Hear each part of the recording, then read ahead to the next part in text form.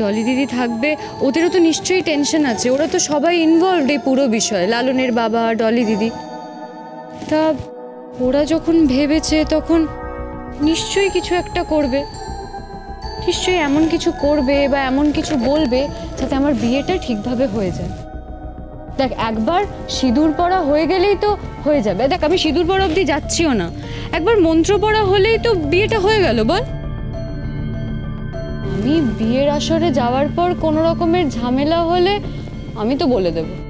লালনের বাবা আমাকে ডেকেছিল, লালনের বাবা আমাকে বলেছিল, তাই আমি এসব কাজ করছি।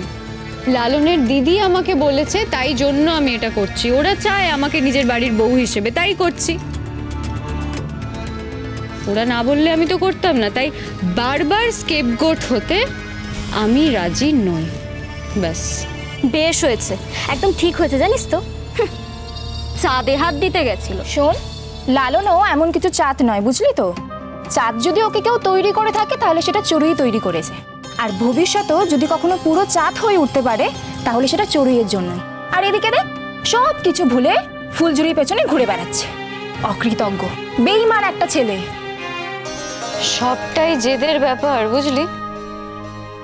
ও আমাকে ফুলঝুরির কাছে হারিয়ে দিতে চেয়েছিল, এটা তো আমি কোনোদিনই মেনে নিতে পারবো না। এই জন্যই আমি ওকে বিয়ে করার জেদ করেছি, তা না হলে তো ওর মতন একটা ছেলেকে বিয়ে করার জন্য আমি এত পাগলামো করতাম না। আসলে কি বলতো, আমি জীবনে যা চেয়েছি তা পেয়েছি। এরকম কোনোদিন কিচ্ছু ঘটেনি যেখানে আমি কিছু চেয়েছি আর সেটা আমি পাইনি, বা সেটা অন্য কেউ পেয়ে গেছে বা আমার থেকে নিয়ে নিয়েছে সেটা। তাও আবার কে? ওই ফুলঝুরির মতন একটা মেয়ে, একটা সাবস্ট্যান্ডার্ড মেয়ে। ফুলঝুরি আমাকে অনেক অপমান করেছে। ও কি ভাবে, হ্যাঁ, ও কি ভাবে ও আমার চাওয়া পাওয়া সবটা নষ্ট করে দেবে? অপমান করেছে আমাকে, অনেক ছোট করেছে। ওর জন্য আমাকে অনেক নিচে নামতে হয়েছে। ও যদি ভালোই ভালোই মেনে নিত তাহলে তো এগুলো কিচ্ছু ঘটতো না, বল। আমাকে এত কিচ্ছু করতে হতো না। ও আমাকে বাধ্য করেছে। একবার বিয়ের আসরে যাই, দেখ না, একের পর এক বাম্পার রেডি আছে। বিয়ের আসরে আমার যাওয়া নিয়ে কোনো রকমের কোনো ঝামেলা হলে লালনের বাবা রেডি থাকবে।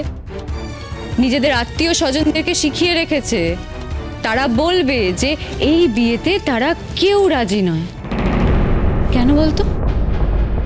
কারণ আগে তো ফুলঝুরির বাবা মা নেই, এটা সবাই জানতো। কিন্তু এখন ফুলঝুরির বাবা মা কে, কারা, সব কিছু তো জানে। লালনের বাবা তো সবটা জানে।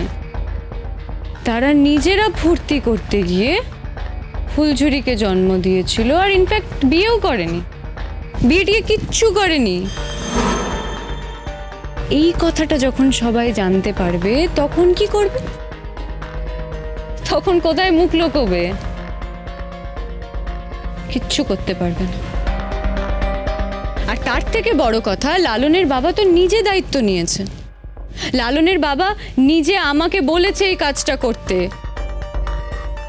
লালনের দিদি নিজে বলেছে আমাকে। ওদের বাড়ির সবাই আমাকে চায় লালনের বউ হিসেবে, আমাকে দেখতে চায় বাড়ির বউ হিসেবে। হ্যাঁ, ওই লালনের মা আমাকে খুব একটা পছন্দ করে না, সে সবসময় ফুলঝুরিকেই প্রেফার করে। কিন্তু মায়ের কথার কি দাম? সংসার তো বাবা চালায়, তা বাবা যা বলবে তাই হবে। তাই আমার তো কিচ্ছু হারানোর নেই। আমাকে যা করতে বলা হয়েছে আমি তাই করেছি। আর আমাকে কেউ কিছু বলতে আসলে আমি সোজা আঙুল তুলে দেব ওদের দিকে। যাই বল ছুরি, তবে কিন্তু খুব ভালো লাগছে। আজকে সব কিছু জানাজানির পর লালন যখন তোকে দেখবে না, পুরো বরফের মতো গলে যাবে। কোথায় তুই আর কোথায় ওই ফুলঝুরি? লালনের স্ট্যান্ডার্ডটা ওরকম বলেই তো আর বুঝতে পারলো না যে ফুলঝুরি আর চড়ুইয়ের মধ্যে কতটা তফাৎ। না হলে লালনের জীবন যে গড়ে দিতে চাইছিল, সে কি করলো? চড়ুইয়ের জীবনটাকে একেবারে ধূলিসাৎ করে দিতে চাইছে। অতই সোজা নাকি? হ্যাঁ, আজ আমরা বন্ধু বান্ধবরা সবাই এসেছি, আজ আমরাও ফুল ফর্মে খেলবো। কি করবে? হ্যাঁ, কিচ্ছু করতে পারবে না। আর লালনের বাবা যদি বিয়ের আসর ছেড়ে চলে যায়, কি আর হবে? একবার যদি সবার সামনে অগ্নি সাক্ষী রেখে বিয়ে হয়, লালনের না আর কিচ্ছু করার থাকবে না। অতই সোজা নাকি? হ্যাঁ, সিঁদুর তুলে দেবা। ঠিক বলেছিস। এই চড়ুই, এত তাড়াহুড়ো করে তো তোকে সাজালাম, পার্লারের লোকও ডাকতে পারলাম না, নিজেরা যা পারলাম তাই সাজালাম, কিন্তু বিশ্বাস কর তোকে ভীষণ মিষ্টি লাগছে একদম। দেখ না, দেখ নিজেকে একবার আয়নায় দেখ। দেখি। আরে ছোট আয়নায় নয়, বড় আয়নায় দেখবি। চল চল চল চল চল নিয়ে চল, আস্তে আস্তে করে নাও।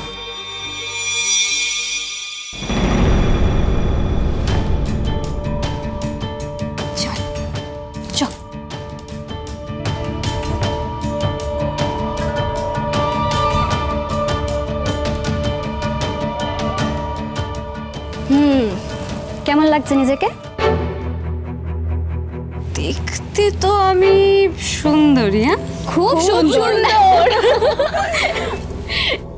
কিন্তু তোরা যাই বলিস, আমার কিন্তু এবার একটু নার্ভাসনেস হচ্ছে। টেনশন তো হবেই, ব্যাপারটা একটু অ্যাডভেঞ্চারের মতো।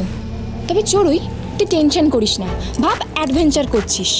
তবে যাই বল, তোর বিয়েটা কিন্তু আমাদের সারা জীবন মনে থাকবে। আমিও কোনোদিন ভুলবো না, সারা জীবন মনে থাকবে।